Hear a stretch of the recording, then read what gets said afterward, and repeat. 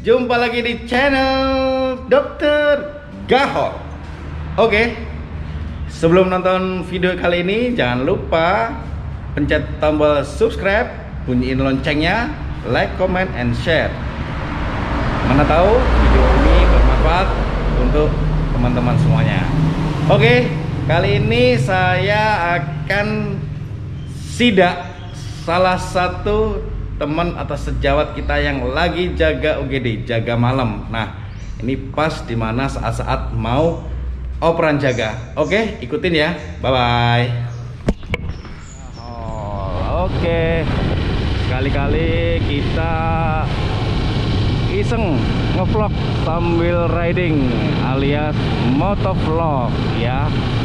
Jadi pagi ini saya baru berangkat dari rumah menuju ke rumah sakit untuk menjalankan aktivitas sehari-hari sebagai salah satu tenaga medis di rumah sakit pemerintah.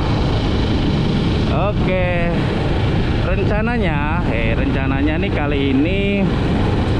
kali ini saya mau sidak salah satu kawan atau sejawat dokter umum yang lagi jaga di UGD. Sekalian mengingat-ingat masa lalu di mana sekitar 10 tahun yang lalu saya juga bertugas di UGD tersebut ya. Oke, sekalian kita kangen-kangenan sama kawan-kawan yang sampai sekarang masih bertahan di IGD. Oke ya. Oke, dulu saya di UGD tersebut sekitar 10 tahun yang lalu, jadi kira-kira 2010 ya. 2010 saya bertugas di rumah sakit RSUD Caruban tercinta. Oke, kurang lebih selama 3 tahun sampai 2013 pertengahan saya bertugas sebelum saya melanjutkan pendidikan dokter spesialis di Yogyakarta. Oke, nanti kita iseng-iseng tanya ke dokter siapa ya kira-kira nanti yang jaga ya. Coba nanti kita review apa yang mau direview ya, pengalaman di UGD zaman now dan zaman old. Nah, dari sisi pasiennya gimana saat jaga zaman now sama zaman old, zaman saya dulu. Apakah pasien-pasien di UGD tersebut tambah banyak atau tambah sedikit? Dimana sekarang kita juga lagi berada di era pandemi COVID-19. Ya, entahlah COVID-19 ini udah benar-benar cabut atau belum. Tapi asal tahu aja kalau kami ini lagi bertugas di rumah sakit, kewaspadaan terhadap kasus tersebut masih kita jaga ya. Artinya lebih baik kita mencegah daripada kita tertular, sehingga penggunaan APD atau alat pelindung diri ya selalu kita gunakan selama bertugas di rumah sakit. Oke guys, kita udah nyampe di rumah sakit. Apakah ya betul RSUD Caruban, tepatnya di Kabupaten Madiun. Oke, kita cari parkir dulu. Oke, ini hari ini kayaknya nggak terlalu rame nih guys, nggak terlalu rame. Halo guys, saya hello dulu. Oke, siap. Oke, nah, taman parkir kita ya. itu ada gedung baru IGD. Nanti kita di gedung lama. Oke Pak Dwi, saya hello dulu. Ini Pak Dwi, kawan dokter Gal juga. Oke, kita cari parkir dulu. Ya, nanti di situ tuh IGD-nya. Oke ya. Itu dulu ya, cari parkir dulu kita. Siap Bas. Halo dulu. Yes, cakep. Oke, kita mampir dulu di Poli THT. Kita titip helm dulu guys. Nah, ini bareng si Erlangga Andi Bogel Subugel. Mau kemana Bang? Pegang dulu. Hari ini saya mau iseng-iseng sidak kawan kita yang lagi jaga UGD. Oke. Siapakah? Hah? Siapa? Dokter Akfa. Mau diapain sama Ya. si abang nih, si Akfa ini? Ya, sambil kita mengingat-ingat memori masa lalu sewaktu jaga di UGD. Kita sidak. Jam segini udah mandi belum? Oke ya. Jaga malam semalam. Jaga malam. Jaga ya. malam. Ya, jaga malam. Kita sidak. Ikuti ya. Oke guys, sekarang kita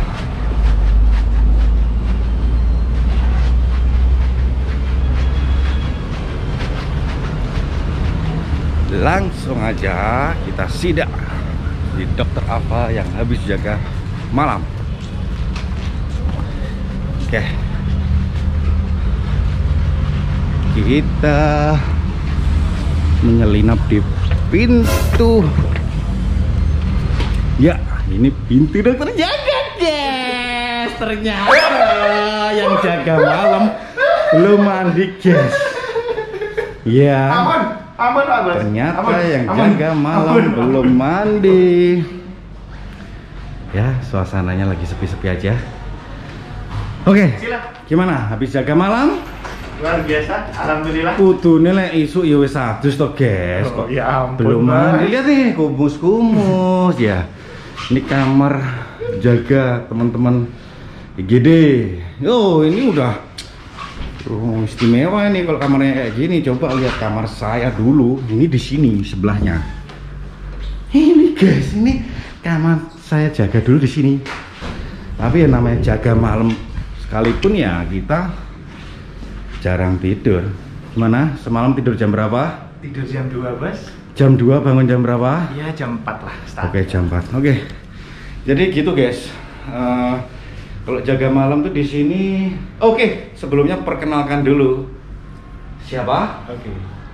Izin para pemirsa Dokter Gahol. Kita lepas saja. Pagi. Oh, Ngap. oke, lepas. Ngap kita, ngap.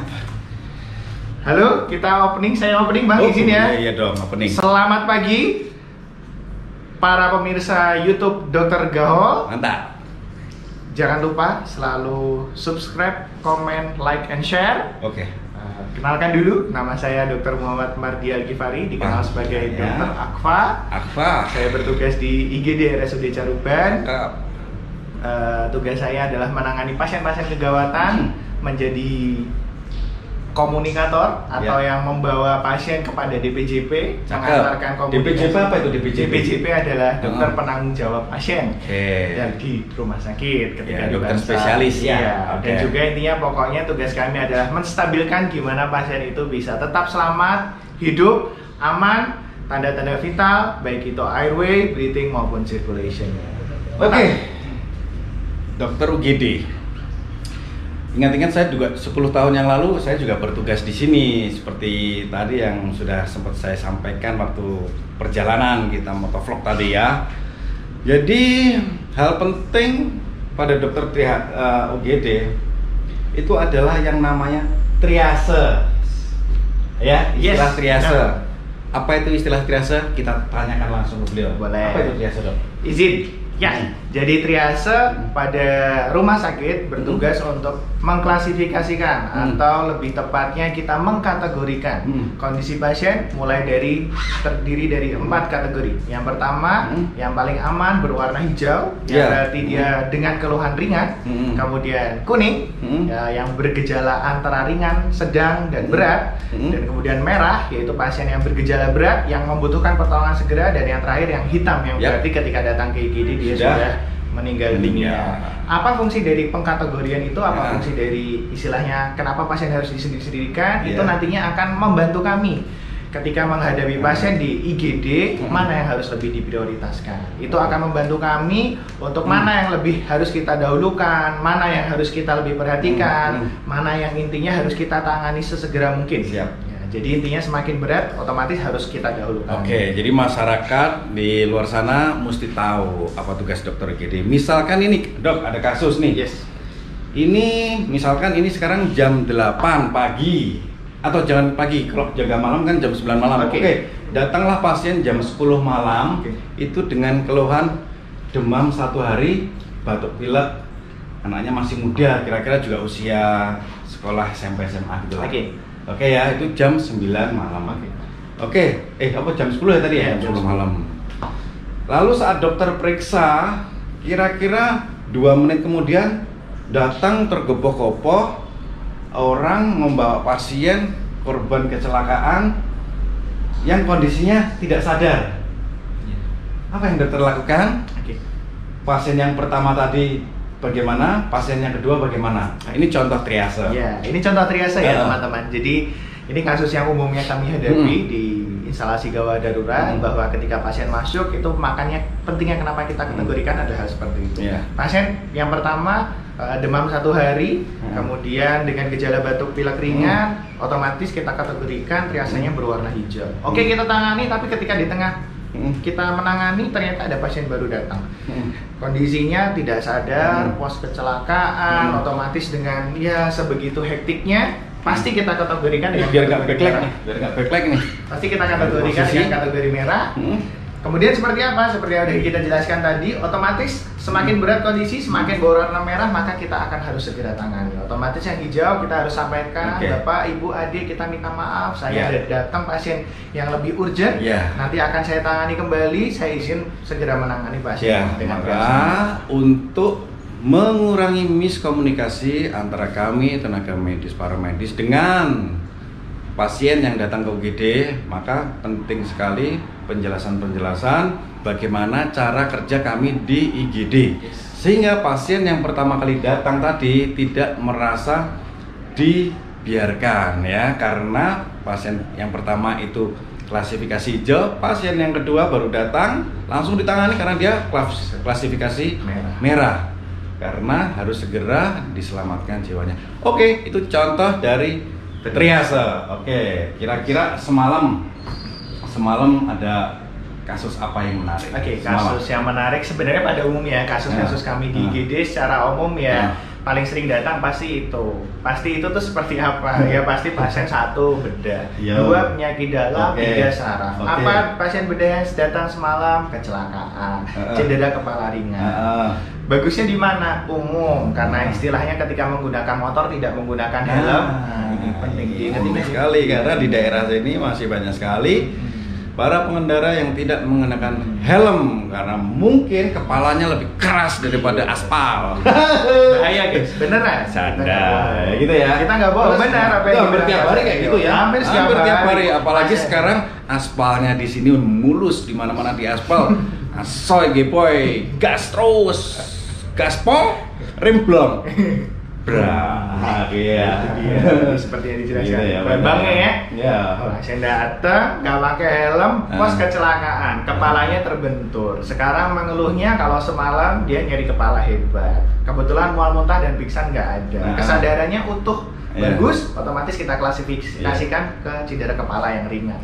Ketika seperti itu gimana? Jadi harus kita observasi minimal 6 jam. Kalau misalnya ternyata tidak ada perburukan, boleh kita pulangkan. Tetapi karena pasien semalam itu kebetulan minta maaf agak mabuk, jadi harus kita pantau lebih dalam di ruangan. Sehingga mabuk itu bisa mengaburkan kondisi kesadaran yang sebenarnya. Ini gitu ya. bisa nih dibahas nih Bang, jadi Apa? konten selanjutnya ya. Gitu. Efek alkohol ke keseimbangan. Kenapa sih kok kita ketika minum alkohol bukan kita, sorry, maaf. Kita. Aprikot. Maksudnya kenapa sih kok teman-teman ketika minum alkohol secara teori keseimbangannya agak limbung? Itu kan nanti ada hubungannya dengan gimana sistem keseimbangan di telinga dan yang ini yang nanti. Karena enak. Iya. Mungkin enak terus enak. Abis itu naik motor bruk.